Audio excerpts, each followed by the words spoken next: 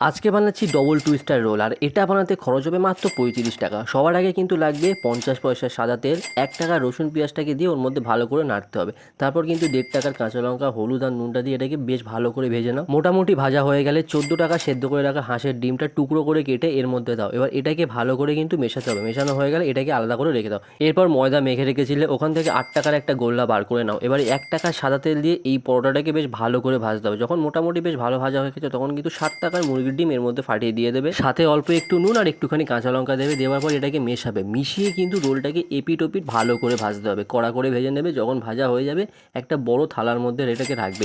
এবার যে ডিমের পুরটা করে রেখেছিলে এই ডিমের পুরটা সবার আগে দেবে। তারপর কিন্তু 1 টাকা শসা পেঁয়াজটা এর উপর দিয়ে দেবে। তারপর 1 টাকা টমেটো সস, বিট নুন আর কাঁচা পাকা লঙ্কা দিয়ে দেবে। এবার মুড়ে খেয়ে দেখো এই ডবল টুইস্টার এগ রোলটা, যেটা খেতে দুর্দান্ত লাগে। হ্যাঁ, এটা খেলে পেট ভরবে, আর এটা বাড়িতে বানাও মাত্র 35 টাকা খরচ হবে। ভিডিওটা কেমন লাগলো অবশ্যই কমেন্ট করে জানিও। ভালো লাগলে শেয়ার কমেন্ট করতে ভুলো না।